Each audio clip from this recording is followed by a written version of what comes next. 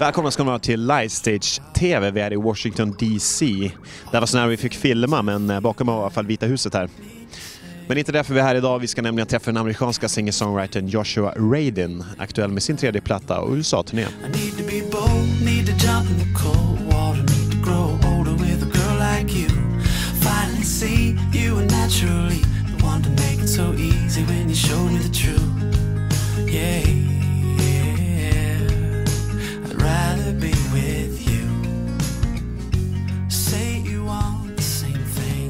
You're currently on a North American tour now, sold-out show tonight in Washington. How's the tour going so far?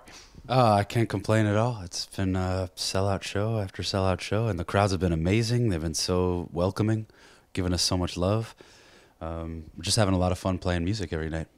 I sort of model my career after this old quote by Abraham Lincoln, which is, I walk slowly but never backwards. You know, like I always want to keep playing little bigger places and keep getting more fans and getting the music out there to more and more people in more countries and keep touring. But it's never good if you overnight, like with an overnight success, because the harder, like it's almost like the longer it takes to build something up, the longer it takes to tear it down. Yeah. You know what I mean? Yeah, exactly. It's if you want a 30-year career instead of a 2-year career, you have to build it slowly, but just keep building. But that's what you're aiming for, of course. Yeah, I'd like to be able to do this the rest of my life and pay my bills doing it and raise a family doing it. And, you know, it's a dream, like to be able to do this every day. And that it's like not a job. You know, I get to play. I get to play for a living. But you had your big breakthrough in 2004 with the winter singing and all that. Were you surprised that the song received so well, or? Yeah, well, that was the first song I ever wrote. Yeah.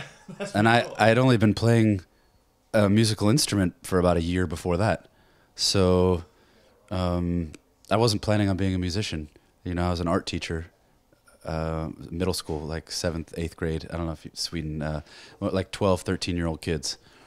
In art, I was teaching them art, painting and drawing, and trying to write screenplays and doing a bunch of different creative things. And I picked up the guitar, I learned a few chords, and it was like, wow, I felt like I had expressed myself more honestly in that first song than I had in any screenplay I had written or painting I had painted.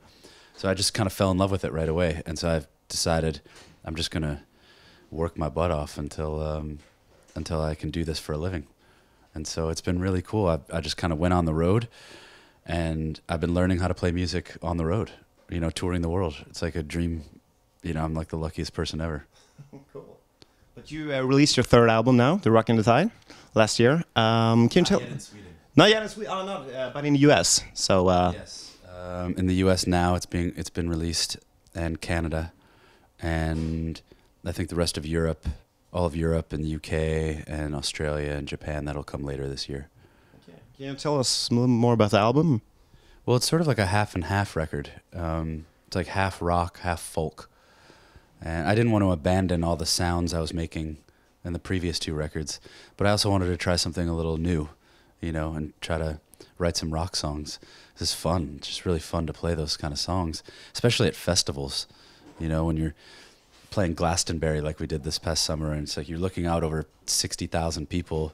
It's hard to play like a song like Winter. Yeah. You know, it gets swallowed up by an environment like that. So it's cool to have a few rock songs in your bag that you can turn to the band and be like, all right, let's rock. There's a lot of people out there, they want to dance. Okay, cool. Mix it up a little bit. Yeah. Okay, great. But yeah, you got a big following now in Sweden. Like, what is your relationship to Sweden? I love Sweden. Actually, I have a bunch of friends there, and you know, sort of any chance I get off the road, I see my family and friends in the States, and then I go see friends in Stockholm. I just have so much fun there. Oh, yeah? Yeah.